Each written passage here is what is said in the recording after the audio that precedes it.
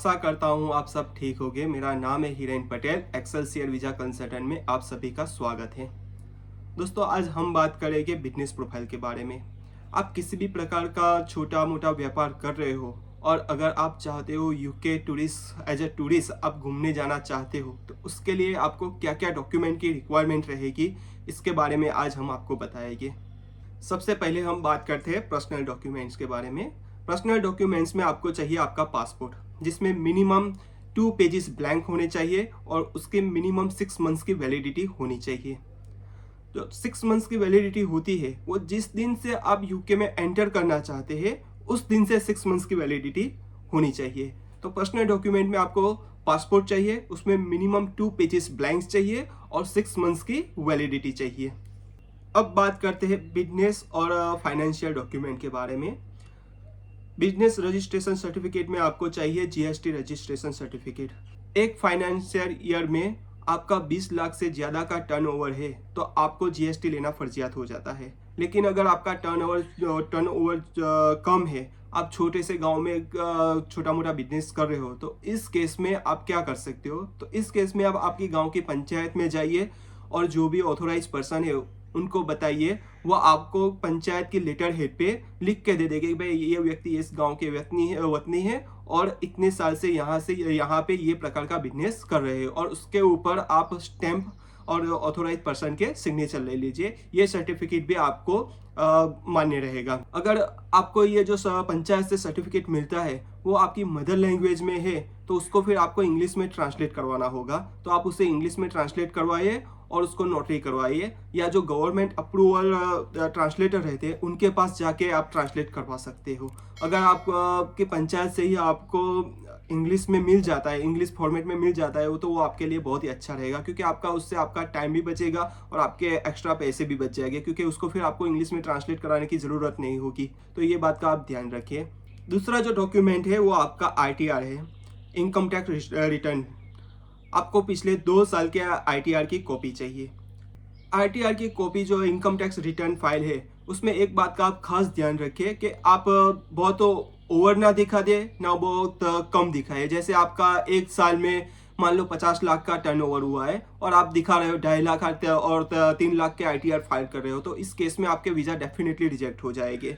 तो इस बात का थोड़ा ध्यान रखिए। आपके जो आईटीआर है और आपके जो बैंक स्टेटमेंट है वो दोनों मैच होने चाहिए। ऐसा नहीं है कि उसमें बहुत ज़्यादा डिस्टेंस आ रहा है, बहुत ज़्यादा गैप आ रही है, ऐसा ना करें। तो आपकी जो इनकम है उसके अकॉर्डिंग ही आपको अपने आईटीआर फाइल करिए, ठीक है। आपको 2 साल का आईटीआर चाहिए, इनकम टैक्स रिटर्न फाइल। तीसरा जो डॉक्यूमेंट है वो आपके बैंक स्टेटमेंट है। आपको करंट अकाउंट और सेविंग्स अकाउंट दोनों के पिछले 6 महीने के बैंक स्टेटमेंट चाहिए। अभी बैंक स्टेटमेंट में आप सडनली एक साथ में बड़ी अमाउंट का ट्रांजेक्शन ना कर दे। अगर ऑफिशियली भी कोई अमाउंट आ भी गई है तो उसका प्रूफ आप जरूर अटैच करें। और जो छोटे व्यापारी है जिनके पास करंट अकाउंट नहीं है वो आप अपना सेविंग्स अकाउंट दे सकते हो और कवरिंग लेटर में मेंशन कर दीजिए कि आपका बिजनेस छोटा है, गांव में है, आपको करंट अकाउंट की ज़रूरत नहीं है। इसीलिए आप आपके जो बिजनेस ट्रांजैक्शन है वो भी आप अपने सेविंग्स अकाउंट में कर रहे हो। इस तरह से आप कवरिंग लेटर में आप दर्शा दोगे तो भी आपको कोई प्रॉब्लम नहीं आएगी। चौथा जो डॉक्यूमेंट है वो आपका है ऑफिस है, आपके पास गोडाउन है, शॉप है, जो भी है वो किस प्रकार की प्रॉपर्टी है।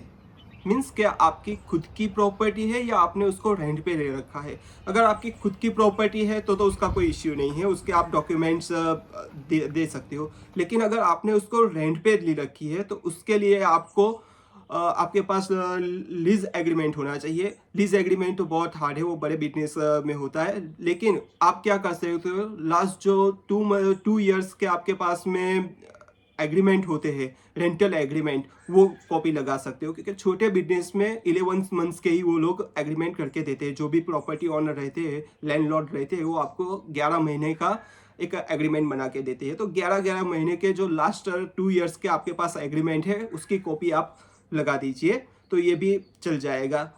उसके अलावा आप एज ए सपोर्टिंग डॉक्यूमेंट और भी कुछ एक्स्ट्रा डॉक्यूमेंट अटैच कर सकते हो आपकी फाइल में, जिससे आपकी फाइल थोड़ी स्ट्रांग होगी। उसमें आता है आपके पास अगर कोई प्रॉपर्टी है आपके खुद के नाम पे है, जो एप्लीकेंट होते हैं उनके नाम पे तो ही लगाए जाए। आपके फादर मदर या ब्रदर सिस्टर के नाम पे है तो वो आप मत लगाए। आपके खुद के नाम पे जो एप्लीकेंट होते हैं उनके नाम पे जो होता है प्रॉपर्टी होती है, जैसे कोई शॉप है, कोई हाउस है, या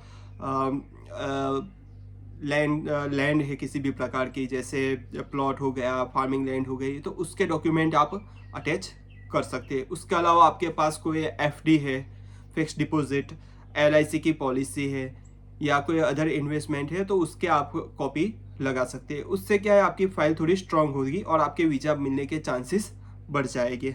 अब बात करते हैं बैंक अकाउंट में बैलेंस कितना होना चाहिए। देखो ऐसा कोई प्रोटोकॉल नहीं है आपके आपको इतना फिक्स बैलेंस रखना ही रखना है। बट अगर आप सिंगल एप्लीकेंट हो तो मिनिमम आप 5 से 6 लाख मेंटेन करके चलिए, उतना बैलेंस होना चाहिए। और अगर आपके साथ में आपके स्पाउस जा रहे, हस्बैंड या वाइफ, तो उस केस में आप 7 से 8 लाख मेंटेन करके चलिए। और अगर साथ में बच्चे भी जा रहे हैं तो मिनिमम 10 से 11 लाख का बैलेंस आप रख के चलिए।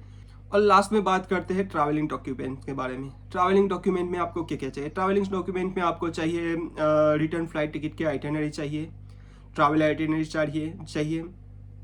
उसके बाद में आपको चाहिए कवरिंग लेटर चाहिए, होटल बुकिंग चाहिए। होटल बुकिंग कंफर्म करवाने की ज़रूरत नहीं है, आप किसी भी ऑनलाइन प्लेटफॉर्म से आप आपके क्रेडिट कार्ड की डिटेल देके आप बुक करवा सकते हैं, उसके वाउचर की कॉपी लगा सकते हैं। उसके बाद में चाहिए आपको ट्रैवल इंश्योरेंस। ये 5 डॉक्यूमेंट आपको एज ए ट्रैवल डॉक्यूमेंट आपको फाइल में लगाने होंगे।